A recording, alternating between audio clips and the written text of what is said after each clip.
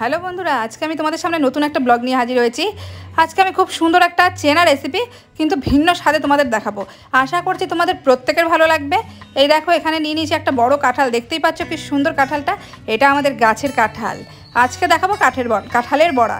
তোমরা হয়তো ভাবতে পারো যে কাঁঠালের বড়া তো সবাই খায়, এটা আর নতুন কি।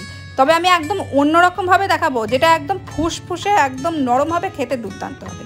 তো দেখো বন্ধুরা, কাঁঠালের কি সুন্দর রোয়া। আর এইবার আমি সব রোয়াগুলোকে ছাড়িয়ে এভাবে রস করে নিয়েছি। তো আমার যতটুকু দরকার অতটুকু রস কিন্তু আমি নিয়ে নেবো বড়ার জন্য, কারণ এতটা লাগছে না। তো আমি অর্ধেকটা রস নিয়ে নিয়েছি। এখানে লাগছে 1.25 কাপ ময়দা, 1 কাপ সুজি, আর এখানটায় আমি নিয়েছি 4 ভাগের 1 ভাগ চিনি, আর কিছুটা বাদাম গুঁড়ো, আর নারকেল কোড়াও 4 ভাগের 1 ভাগ, মানে কাপের। এবার দেখো, আস্তে আস্তে চিনি দিয়ে দিলাম, সুজি দিয়ে দিলাম, ময়দা দিলাম। তো পুরোটা কিন্তু আমি একবারে দিচ্ছি না, সেজন্য কিছুটা সুজি দিলাম, কিছুটা ময়দা দিলাম, চিনিটা পুরোটা দিয়েছি, বাদাম পুরোটা দেবো, নারকেলও পুরোটা দেবো। তো আমি প্রথমে মেখে নেব, তারপরে কতটা সুজি লাগে সেটা দেখে তোমরা কিন্তু আস্তে আস্তে করে ইউজ করবে। তো দেখো বন্ধুরা, এভাবে কিন্তু আমি মেখে নিচ্ছি। তা মেখে নেওয়ার পর দেখো, দেখতেই পাচ্ছ যে না, আমার আরেকটু সুজি লাগবে। মানে আমি যতটা সুজি নিয়েছি, যে পরিমাণ আমি গোলা নিয়েছি, এতে আমার 1.25 কাপ ময়দা আর 1 কাপ সুজি কিন্তু আমার লেগেই গেছে।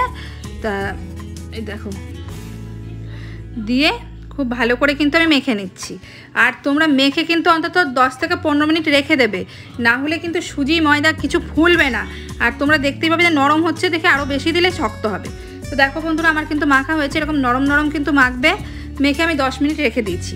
ফিরে এলাম 10 মিনিট বাদে। এবার কড়াইতে দিয়ে দিলাম সাদা তেল। তা তেলটা হালকা আমার গরম হয়ে গেছে। এরকম হালকা গরমেই কিন্তু তোমাদের বড়াগুলো ছাড়তে হবে। যদি তোমরা ভাবো তেল বেশি গরম করে নেবে, তাহলে দেখবে বড়াগুলো পুড়ে যাচ্ছে, ভেতর থেকে কিন্তু ভাজা হচ্ছে না। সেই জন্য হালকা তেল গরম হতেই এতে আমি ছোট ছোট করে বড়াগুলোকে ছেড়ে দিচ্ছি। তোমরা চাইলে বড় দিতে পারো, তবে ছোট বড়া দিলেই কিন্তু খেতে ভালো হয়, ভাজাটা ভালো হয় তো, আর খেতে খুব টেস্ট হয়। তো ফিরে এলাম 2 মিনিট বাদে বন্ধুরা। আস্তে করে তোমাদের তুলে দেখাচ্ছি। দেখো, একটা পাশ কিন্তু হালকা হালকা লাল লাল হয়ে গেছে।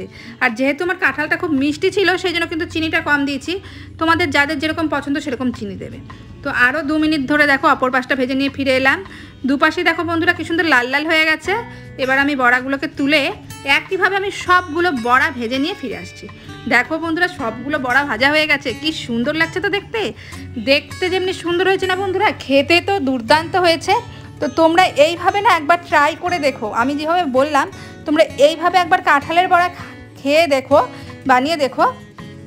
আমি গ্যারান্টি দিয়ে বলতে পারি যে দুর্দান্ত লাগবে। একদম অন্যরকমভাবে কিন্তু অন্যরকম স্বাদ চলে আসে এই বড়াটার। তো কেমন হয়েছে ভিডিওটা আমাকে কিন্তু অবশ্যই জানিও। আর প্লিজ আমার রিকোয়েস্ট রইলো, তোমরা অবশ্যই একবার বানাও আমার রেসিপি ভালো করে। আমি গ্যারান্টি দিয়ে বলতে পারি প্রত্যেকের ভালো লাগবে। আমার চ্যানেলটা অবশ্যই শেয়ার করো, সাবস্ক্রাইব করো।